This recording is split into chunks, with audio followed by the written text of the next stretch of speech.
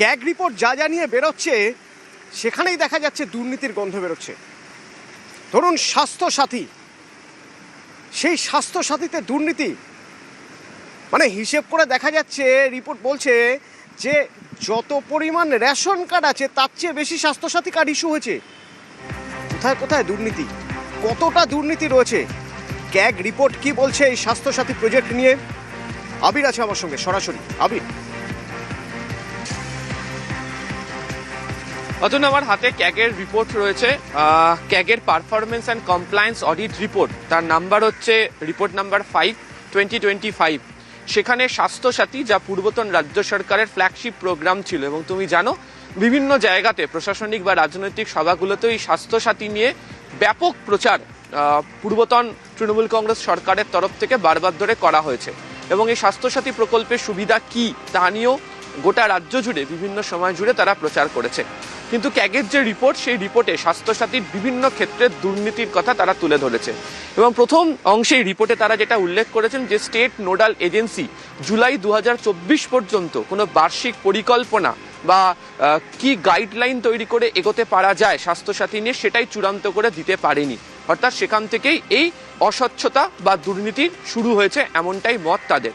অতএব তুমি উল্লেখ করেছো যে রেশন কার্ডের যা সংখ্যা তার থেকে বেশি স্বাস্থ্যসাথীর প্রাপকের সংখ্যা তার মধ্যে রয়েছে, এবং এক্ষেত্রে যে রিপোর্ট আমার হাতে রয়েছে সেখানে দেখতে পাওয়া যাচ্ছে যে মার্চ 2023 পর্যন্ত স্বাস্থ্যসাথীতে নথিভুক্ত প্রাপকের সংখ্যা আমাদের রাজ্যে যারা নথিভুক্ত রেশন গ্রাহকের সংখ্যা ছিলেন তার তুলনায় বেশি হয়েছে, এবং কি করে বেশি হয়েছে তার কোনো সদুপযুক্ত উত্তর কোনো জায়গা থেকে ক্যাগের কাছে জমা পড়েনি। দ্বিতীয়ত, আধার সংযুক্তিকরণ নিয়েও প্রশ্ন তুলে দেওয়া হয়েছে এই ক্যাগের রিপোর্টে। সেখানে কি উল্লেখ করা হয়েছে? এই প্রশ্নের রিপোর্টে উল্লেখ করা হয়েছে যে 2021 সালের অক্টোবর মাসের যে আধার নম্বর সংগ্রহ করা এবং এই ওয়েবসাইটে আপডেট করার নির্দেশ থাকলেও সেই নির্দেশ পালন করা হয়নি, যা ক্যাগের চোখে যথেষ্ট নজরে পড়েছে। তৃতীয়ত, বেশ কতগুলো হাসপাতালের নজিরের কথা তারা বলেছেন, যে হাসপাতালগুলোর সঙ্গে স্বাস্থ্যসাথী সংক্রান্ত বিষয়ে চুক্তি হয়েছিল, যেখানে রোগীরা যেতে পারবেন, তারা দেখাতে পারবেন। সেখানে বলা হচ্ছে যে 50টা তালিকাভুক্ত বেসরকারি হাসপাতালের নথি পরীক্ষা করা হয়েছে, এবং সেখানে দেখতে পাওয়া যাচ্ছে যে 31টি হাসপাতালের স্বাস্থ্য পরিষেবা দেওয়ার মতো প্রয়োজনীয় পরিকাঠামোই নেই, উপযুক্ত সংখ্যক বেড নেই, এবং যে ধরনের চিকিৎসা ব্যবস্থা করার জন্য তারা যে অর্থ পাবেন সেটাই নেই, যদিও তাদেরকে এই তালিকাভুক্ত করে রাখা হয়েছে। এবং এই তালিকাভুক্ত শুধুমাত্র করে রাখা নয়, এদের যে গ্রেডিং সিস্টেম, অর্থাৎ কে কতটা ভালো, কে কতটা পরিষেবা সুবিধা দিতে পারবে, এই গ্রেডিং সিস্টেমেও এই হাসপাতালগুলোকে অতিরিক্ত গুরুত্ব দেওয়া হয়েছে। তাদের রিপোর্টে আর একটা জায়গায় উল্লেখ করা হয়েছে 2018 সালের এপ্রিল থেকে 2022 জুলাই পর্যন্ত 5টা বিমা সংস্থা তাদের মোট 3,955টি দাবি খতিয়ে দেখা হয়েছে, যার মূল্য চমকে দেওয়ার মতো প্রায় 8 কোটি টাকা, যেগুলো হাসপাতালকে তারা কোনো পরিশোধই করেনি। এটা ক্যাগের রিপোর্টে ধরা পড়েছে। এছাড়া যাকে বলা হয় পিডিএমএ, অর্থাৎ পোস্ট ডিসচার্জ মেডিকেল অডিট, এটা নিয়েও প্রশ্ন তোলা হয়েছে। তার কারণ যে জানুয়ারি 2023 পর্যন্ত এর কোনো অডিটই হয়নি, এটাই রিপোর্টের মধ্যে উল্লেখ করা হয়েছে, এবং পরে 2023 সালের ফেব্রুয়ারি মার্চে অডিট করে দেখতে পাওয়া গিয়েছে যে বিভিন্ন হাসপাতালের উপর প্রায় 12 কোটি জরিমানা ধার্য করা হলেও তার মধ্যে প্রায় 8.36 কোটি টাকা আদায় করা সম্ভব হয়েছে, যা রিপোর্টে যে নাম্বার লেখা রয়েছে তা আমরা বলছি। এছাড়া আরও বিভিন্ন ক্ষেত্রে যাদেরকে চুক্তিভিত্তিক নিয়োগ করা হয়েছিল স্বাস্থ্যক্ষেত্রে কাজ করার জন্য, মেডিকেল অফিসার হোক, অন্যদিকে অ্যাকাউন্টেন্ট, ডেটা এন্ট্রি অপারেটর, সেখানে নিয়োগ করার ক্ষেত্রে একাধিক অস্বচ্ছতার অভিযোগ রয়েছে। ফলে গতকালকেও দেখিয়েছিলাম যে আমার সঙ্গে থাকো আবির, বিজেপি নেতা দেবজিৎ সরকার আমার সঙ্গে এই মুহূর্তে রয়েছেন। দেবজিৎ দা, একটা সময় এই রাজ্যের তৎকালীন মুখ্যমন্ত্রী বলেছিলেন যে আমাদের আয়ুষ্মান ভারতের কি দরকার, স্বাস্থ্যসাথী রয়েছে, তো স্বাস্থ্যসাথী কার্ড থাকলেই তো হবে চিকিৎসা। দেখা যাচ্ছে যে এখন ক্যাগ রিপোর্ট বলছে যে স্বাস্থ্যসাথী কার্ড যে পরিমাণ রয়েছে সেই পরিমাণ রেশন কার্ডও নেই। কি বলবেন? পুরোটা একটা দুর্নীতি ছিল। কিছু মানুষকে টাকা পাইয়ে দেওয়ার জন্য ব্যবস্থা ছিল, এবং সেই টাকার কার্ড মানি চলে যেত তৃণমূলের ঘরে এবং তৃণমূল নেতা নেত্রীদের বাড়িতে। এই পরিস্থিতিটাকে বদলাতেই হবে। আর এই পরিস্থিতি বদলাতে হবে শুধুমাত্র নতুন সরকার এসেছে, নতুন সরকারি ব্যবস্থায় সবকিছু ঠিক হবে তা, সেটার থেকে আরেকটি জিনিস দরকার, যারা এই কাজ করেছে তাদেরকে একদম রীতিমতন এমন সাজা দেওয়া উচিত যাতে কিনা এই ধরনের কাজ করতে ভবিষ্যতে কোনো সরকারে থাকা লোকজন যেন সাহস না পায়। দেবজিৎ, একটা প্রশ্ন থাকবে আপনার কাছে। এই কাজ কোনো একজন দুজন বা 10 জন 15 জনের পক্ষে করা সম্ভব নয়। এটা একটা টিম, একটা সিস্টেম কাজ করেছে। সেই সিস্টেমে যারা ছিলেন তারা এখনো পর্যন্ত হয়তো সিস্টেমের মধ্যেই রয়ে গেছেন, তাদের তো আগে চিহ্নিত করা প্রয়োজন। একদমই প্রয়োজন, আমি আপনার সঙ্গে একমত। কিন্তু চিহ্নিত করণের সঙ্গে সঙ্গে কবে চিহ্নিতকরণ হবে তারপরে সাজা হবে এরকম নয়। চিহ্নিতকরণ এবং সাজা একসঙ্গেই চালাতে হবে, এবং অন্তত মামলাতে যারা যারা প্রথমের দিকে ধরা পড়বে সবকটাকে জেলে পড়া দরকার, যাতে কিনা মানুষের ট্যাক্সের টাকা নিয়ে এরম নয় ছয় করার অধিকার যে এদের নেই সেটা যাতে মানুষের কাছে গিয়ে পৌঁছয়। ধন্যবাদ দেবজিৎদা। আবির, এই যে দেবজিৎদা বলছেন যে এটা থেকে একটা টাকা শুধুমাত্র কাটমানি হিসেবে একটা টাকা চলে গেছে তৃণমূলের পার্টি ফান্ডে, মানে সেটা কি সম্ভব? মানে রিপোর্ট যা বলছে আর রিপোর্টে যে পরিমাণ গরমিল রয়েছে তাতে একটা পরিমাণের টাকা অন্যত্র সরিয়ে নেওয়া সম্ভব? সেই পরিমাণটা কত হবে তাহলে? অতনু, আগের দিনই আমরা বলছিলাম যেটা এখনো পর্যন্ত আমরা চোখে দেখতে পেয়েছি, যতটুকুনি নথি বা তথ্য আমাদের কাছে এসে পৌঁছচ্ছে সেই অনুযায়ী গোটাটা হচ্ছে হিমশৈলের চূড়া মাত্র। এবং যারাই গোটা প্রক্রিয়া সম্পর্কে জানেন, এই আর্থিক বিধি সম্পর্কে জানেন, খরচের হিসাব সম্পর্কে জানেন, প্রশাসনিক ক্ষেত্রে এই বিষয়ে কি ব্যবস্থা গ্রহণ করতে হয় তারা জানেন, তারা বলছেন এর ভিতরে যত প্রবেশ করা হবে তত দেখতে পাওয়া যাবে যে আরও একাধিক জায়গাতেই দুর্নীতির শিকড় ছড়িয়ে গিয়েছে। এবং যেহেতু আগামী মাসে রাজ্য বিধানসভাতেই ক্যাগের রিপোর্ট নিয়ে আলোচনা হওয়ার কথা রয়েছে, তার আগে সমস্ত বিধায়কদেরকে সেই রিপোর্টের কপি দেওয়ার কথা, তখন আরও একাধিক তথ্য বেরিয়ে আসবে। কিন্তু এখনো পর্যন্ত তুমি এবং আমি যে বিষয়টা নিয়ে আলোচনা করলাম সেখানে একদমই যে রেশন কার্ডের প্রাপকের সংখ্যা যা তার তুলনায় বেশি রয়েছে। দ্বিতীয়ত হচ্ছে আধার নম্বর সংযুক্তিকরণের ক্ষেত্রে একাধিক জায়গাতে তারা সমস্যা তৈরি করে রেখেছে। তৃতীয়ত হচ্ছে যে হাসপাতালগুলোর প্রয়োজনীয় পরিকাঠামোই নেই, সেই হাসপাতালগুলোকে বাছাই করা হয়েছে। রিপোর্টের একটা জায়গাতে উল্লেখ করা হয়েছে যে দরকার ছিল হচ্ছে প্রায় 3000-এর বেশি হাসপাতাল, সেখানে হাসপাতালের সংখ্যা এই 2600-র কাছাকাছি বেঁধে রেখে দেওয়া হয়েছে। ফলে মানুষ আরও হাসপাতালগুলোতে যেতে পারতেন, কিন্তু তারা যেতে পারলেন না। বা কেন যেতে পারলেন না? তাহলে কি ওই যে হাসপাতালগুলোকে এই তালিকার মধ্যে রাখা হলো তাদের কাছ থেকে কোনো ধরনের সুবিধা কোনো বিশেষ গোষ্ঠীর কাছে কেউ পেয়েছেন কি, সেটা এর মধ্যে আলোচনায়। এবং অবশ্যই যে ডেটা এন্ট্রি অপারেটর হোক, অ্যাকাউন্টসের হোক, মেডিকেল অফিসার হোক, সেখানগুলোর ক্ষেত্রে নিয়োগ করার ক্ষেত্রেও একাধিক অসুবিধার কথা তারা বলছেন। অর্থাৎ প্রায় প্রত্যেকটা ক্ষেত্রেই নিয়োগ শুধু নয়, এই কাজ পরিচালনা করার জন্য যে ধরনের দায়িত্বশীলতা দেখানো উচিত ছিল তার কোনোটাই হয়নি। এবং যে অর্থ খরচ হয়েছে সেই অর্থ খরচের যে হিসেব, সেই হিসেবের কোথাও গরমিল সেটাই বারবার ধরে ধরা পড়েছে। এবং সে কারণেই এই যে ক্যাগে গরমিল ধরা পড়ছে, ক্যাগে স্বাস্থ্যসাথীতে ব্যাপক গরমিল ধরা পড়েছে, এই গরমিল দুটো কারণে হতে পারে। প্রথমত সেটা হচ্ছে অসাবধানতা, একেবারেই মানে দায়িত্বজ্ঞানহীনতা, ব্যর্থতা, কিভাবে কাজ করতে হয়, কিভাবে পরিকাঠামো তৈরি করতে হয় সেটা করতে না পারা হয়, এটা একটা কারণ হতে পারে। নয়তো কারণ হতে পারে যে স্বাস্থ্যসাথীর আড়ালে, এই গরমিলের আড়ালে একটা বিপুল পরিমাণের বা বিপুল অঙ্কের টাকা সাইফনিং হয়েছে, অন্য কোথাও বেরিয়েছে। কি মনে হয়? দেখো, দুটো বিষয় অবশ্যই আলোচনার বিষয়, কিন্তু প্রথম বিষয়টা নিয়ে যদি তুমি আমি কথা বলি, যারা বাস্তবিক বোধ যাদের রয়েছেন তারা কিন্তু প্রথমটার ক্ষেত্রে সে অর্থে সহমত পোষণ করবেন না। তার কারণ হচ্ছে রাজ্য প্রশাসন চলছে, এটা রাজ্য সরকার চলছে, এবং সেখানে বিভিন্ন স্তরের দায়িত্ব পালন করার জন্য বিভিন্ন স্তরের আধিকারিকরা রয়েছেন।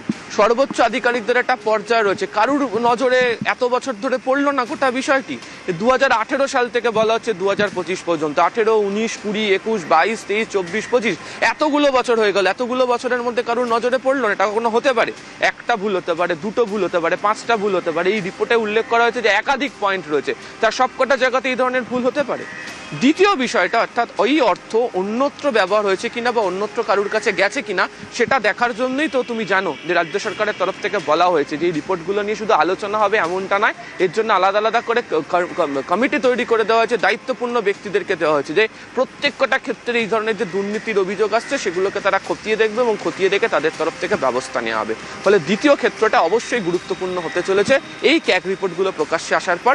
এবং যেহেতু আলোচনা হওয়ার কথা রয়েছে, বৈশানব চট্টোপাধ্যায় রয়েছেন তৃণমূল নেতা, বৈশানব চট্টোপাধ্যায় রয়েছেন। বৈশানবদা, এই যে ক্যাগ রিপোর্ট স্বাস্থ্যসাথীর, সেই ক্যাগ রিপোর্টে বলছে যে রেশন কার্ডের থেকেও বেশি স্বাস্থ্যসাথী কার্ড, একাধিক বেনিয়ম, একাধিক গরমিল, হাসপাতালের যে গ্রেড হয়েছে সেই গ্রেডিংয়ে গরমিল, বাড়তি খরচ 14.48 কোটি টাকা এবং 2024 পর্যন্ত প্রকল্পের কোনো পূর্ণাঙ্গ গাইডলাইন তৈরি হয়নি। কি বলবেন বৈশানবদা? আমি তো বিস্তারিত জানি না, তবে হাসপাতালগুলো ওটা স্বাস্থ্যসাথীর কার্ডটা জমা রাখে এবং স্বাস্থ্যসাথী কার্ডটা হাসপাতাল কর্তৃপক্ষ যাচাই করে, তারা সরকারের যে দপ্তর আছে তার সঙ্গে কথা বলে। স্বাস্থ্যসাথীটা তো মূলত মহিলা প্রদান করে সেখানে মানুষের সেবার দৃষ্টিভঙ্গি থেকেই করা হয়েছে এবং তাতে বহু লোক উপকৃত হয়েছে। আমি জানি না ক্যাগ রিপোর্টে ওনারা কি বলেছেন, আপনার মুখ থেকে যতটা শুনলাম ততটুকুই আমি জানলাম। তবে এইটুকু আমি বলতে পারি যে স্বাস্থ্যসাথীটা একটা সোশ্যাল ওয়েলফেয়ারের লক্ষ্য থেকেই করা হয়েছিল এবং এতে বহু মানুষ উপকৃত হয়েছিল।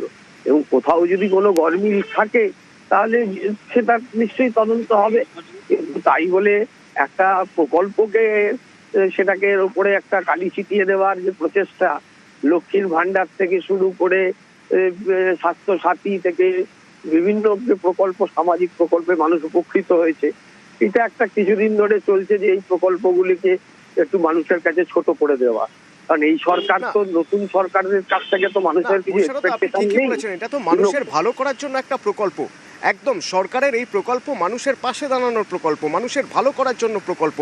যে প্রকল্পের পরিচালনার জন্য নাকি প্রয়োজনীয় কর্মী নিয়োগ হয়নি, ক্যাগ রিপোর্ট বলছে যে 2024 পর্যন্ত এই প্রকল্পের পূর্ণাঙ্গ গাইডলাইনই তৈরি হয়নি। তাহলে মানুষের ভালো কিভাবে হবে?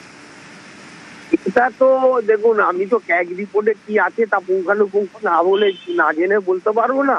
তবে এইটুকু আমি নিশ্চিতভাবে বলতে পারি যে পশ্চিম বাংলায় যে সামাজিক প্রকল্পগুলো মমতা ব্যানার্জি সরকারের সময় হয়েছিল তাতে বহু মানুষ উপকৃত হয়েছিল। আজকের তারিখে কিন্তু সাধারণ মানুষ কোনো জায়গায় কোনো হেল্প সরকারের কাছ থেকে পাচ্ছে না, শুধু বিরোধীদেরকে আটকে দেওয়া ছাড়া, বিরোধীদেরকে অ্যারেস্ট করা ছাড়া সাধারণ মানুষের কাছে কোনো কাজ পর্যন্ত পায়নি।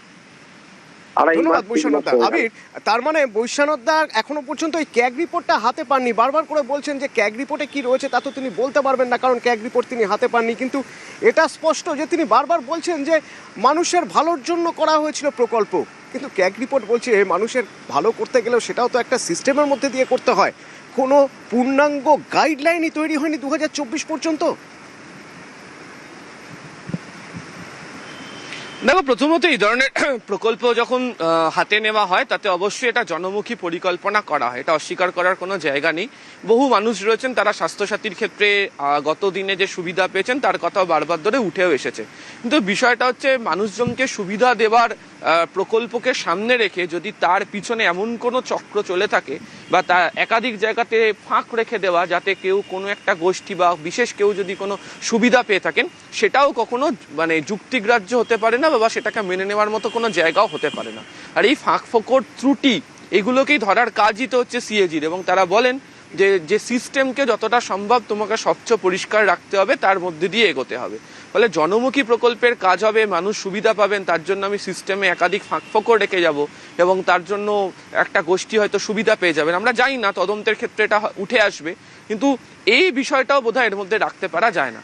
আর দ্বিতীয়ত হচ্ছে যে সিএজির রিপোর্ট প্রকাশ্যে কিছুদিনের মধ্যেই চলে আসবে, ইতিমধ্যেই বিধানসভাতে পেশও করে দেওয়া হয়েছে এবং তোমাকে বারবার ধরেই বলছি যে আগামী মাসে এই অধিবেশনে এইটা নিয়ে আলোচনা হওয়ারও কথা রয়েছে, বিশেষ অধিবেশনে ডাকা হচ্ছে, ফলে তাতে আরও একাধিক তথ্য সামনে আসতে চলেছে। কিন্তু এখনো পর্যন্ত স্বাস্থ্যসাথীর মতো ফ্ল্যাগশিপ প্রকল্প যেটা গত সরকারের আমলে ছিল তা নিয়ে তারা ব্যাপক প্রচার করেছে, বিভিন্ন জায়গাতে প্রচার করেছে এবং তারা এটাকেও তাদের অন্যতম জনসংযোগের প্রচারের হাতিয়ার বলে তারা মনে করত।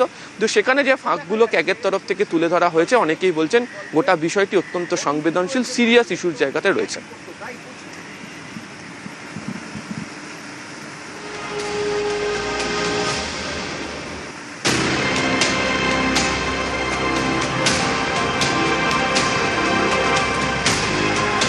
ক্যাগ রিপোর্ট কিসের না? স্বাস্থ্যসাথী প্রকল্পে। যে স্বাস্থ্যসাথী প্রকল্প একটা ফ্ল্যাগশিপ প্রোগ্রাম ছিল বিগত সরকারের, যে মানুষের সুবিধার জন্য হাসপাতালে ভর্তি হলে স্বাস্থ্যসাথী প্রকল্প তাদের সত্যি সাথীর মতো, বন্ধুর মতো কাজ করবে, সেই স্বাস্থ্যসাথী প্রকল্প দুর্নীতির সাথী, অন্তত ক্যাগ রিপোর্ট যা বলছে বা ক্যাগ রিপোর্টে যা রয়েছে তাতে তো তাই মনে হচ্ছে। একাধিক জায়গায় গরমিল রয়েছে, একাধিক রকমের গরমিল রয়েছে। সবচেয়ে মারাত্মক জায়গা রিপোর্ট বলছে যে যত পরিমাণ রেশন কার্ড রয়েছে স্বাস্থ্যসাথীর কার্ডের পরিমাণ তার চেয়ে বেশি। হলো কি করে এই এত পরিমাণ স্বাস্থ্যসাথী কার্ড বিলি করে? তাহলে সুবিধা কাদের হলো? কেন করা হলো এতগুলো স্বাস্থ্যসাথী কার্ড? যার হয়তো রেশন কার্ডও নেই তার কাছে স্বাস্থ্যসাথী কার্ড, নাকি এক একজনের নামে 2-3টে স্বাস্থ্যসাথী কার্ড? হাসপাতালের তালিকা তৈরি করতে হয় যেখানে স্বাস্থ্যসাথী কার্ড নেওয়া হবে বা স্বাস্থ্যসাথীর সুবিধা পাওয়া যাবে। সেই তালিকা তৈরিতে দেখা যাচ্ছে বিস্তর বেনিয়ম। দেখা যাচ্ছে হাসপাতালের গ্রেড, মানে যে গ্রেডেশন অনুযায়ী ঠিক করা হবে যে এই স্বাস্থ্যসাথী কার্ডে কোন হাসপাতাল কোন গ্রেডে থাকবে এই প্রকল্পের, সেই গ্রেডেও দেখা যাচ্ছে গরমিল। এবং এই গরমিলটা কিভাবে হচ্ছে? তাহলে কি হাসপাতালগুলিকে, কিছু হাসপাতালকে বাড়তি সুবিধা পাইয়ে দেওয়া হয়েছিল? কিভাবে সুবিধা পাওয়ানো হয়েছিল? প্রকল্প পরিচালনার জন্য প্রয়োজনীয় কর্মীও নিয়োগ হয়নি এবং 2024 পর্যন্ত প্রকল্পের পূর্ণাঙ্গ গাইডলাইনই তৈরি হয়নি। কামারহাটি পুরসভায় নিয়োগে বেনিয়মের অভিযোগ। ইডি দপ্তরে মদন মিত্রকে ডেকে পাঠানো হয়েছিল। মদন মিত্র ইডি দপ্তরে রয়েছেন, সেখান থেকে আমার সঙ্গে আমার সহকর্মী অনুপ রয়েছেন। অনুপ, মদন মিত্র কখন এলেন ইডি দপ্তরে, তার কাছ থেকে আজ কি জানতে চাওয়া হবে?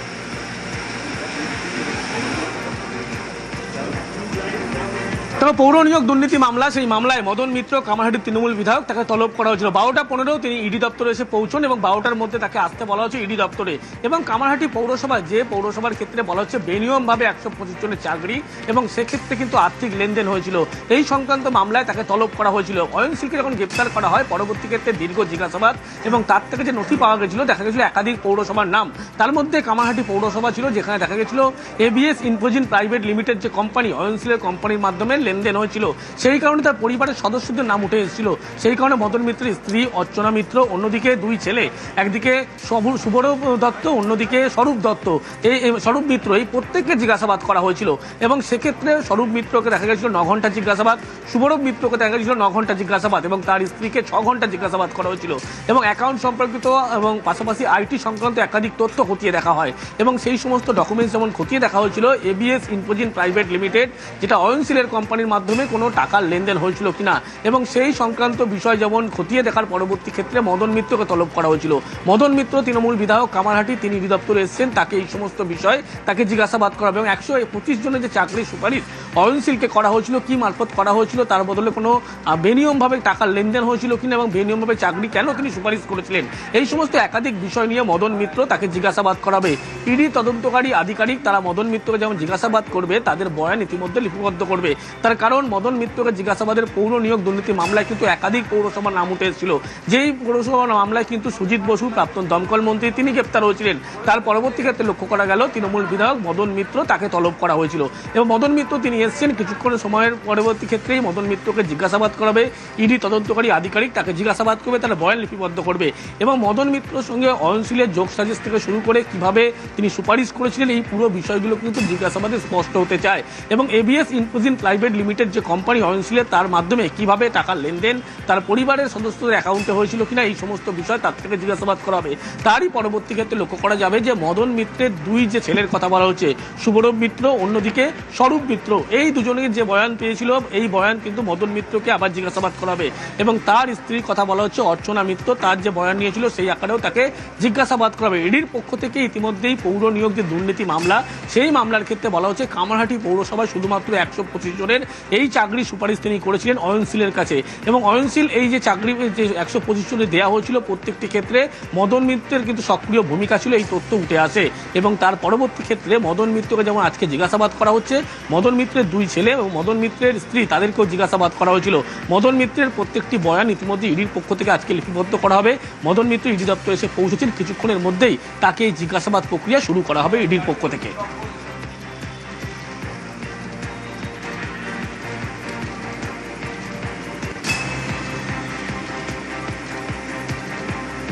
কামারহাটি পুরসভায় যে নিয়োগ ছিল, কামারহাটির পুরসভার সেই নিয়োগে বেনিয়ম পাওয়া গেছে। দেখা গেছে যে সেই নিয়মে টাকা দিয়ে নিয়োগ করা হয়েছে এবং এই ঘটনা কিভাবে ঘটলো, এই টাকা কোথায় গেল, টাকা কোন হাত ঘুরে কিভাবে এলো, মদন মিত্র এর মধ্যে কিভাবে জড়িত, মদন মিত্র এর মধ্যে কোনো রকমভাবে জড়িত কি, মদন মিত্র কতটুকু জানেন, এই সব কিছু জানতে চাইছে ইডি, এনফোর্সমেন্ট ডিরেক্টরেটের তদন্তকারীরা। এবং তার যে আর্থিক লেনদেন, তার যে আর্থিক ব্যাংক স্টেটমেন্ট, এই সব কিছু খতিয়ে দেখা হয়েছে। তার কাছে জানতে চাইছে যে এই বেনিয়ম নিয়ে বা পুরসভায় যেভাবে দুর্নীতি হয়েছে, যেভাবে পুরসভায় একের পর এক নিয়োগ হয়েছে, সেই নিয়োগের ব্যাপারে মদন মিত্র কি জানেন তা জানতে চাওয়া হচ্ছে তার কাছে। এর আগে তার স্ত্রী আর তার পুত্র, তার ছেলেকে আগে জিজ্ঞাসাবাদ করা হয়েছিল। তার বিরুদ্ধে অভিযোগ রয়েছে মদন মিত্রের বিরুদ্ধে যে চাকরি দেওয়ার বদলে তিনি টাকা নিয়েছেন, এবং এরকম 125 জনের নিয়োগে বেনিয়মের অভিযোগ রয়েছে। কামারহাটি পুরসভায় নিয়োগে এই বেনিয়মের অভিযোগ কিভাবে এলো না, অয়নশীলকে আগে জিজ্ঞাসাবাদ করা হয়েছিল, সেই জিজ্ঞাসাবাদেই তথ্য পায় ইডি, এবং তারপরেই এবার ইডি মদন মিত্রকে তলব। মদন মিত্র এই মুহূর্তে ইডির দপ্তরে। এর আগে তার স্ত্রী এবং ছেলেকে জিজ্ঞাসাবাদ করা হয়েছিল পুরনিয়োগ দুর্নীতিতে তার বিরুদ্ধে টাকা নেওয়ার অভিযোগ চাকরি দেওয়ার বদলে। প্রশংসা নিন্দায় কিছু যায় আসে না, যে যা কর্ম করেছে তার ফল ভোগ করতে হবে। উনি যদি অন্যায় না করে থাকেন ভয়ের কোনো কারণ নেই। আর এই যে অপরিসীম দুর্নীতি পশ্চিমবাংলায় রন্ধ্রে রন্ধ্রে, তার মধ্যে যে যুক্ত থাকবে সবাইকে বিচারের সামনে আসতে হয়।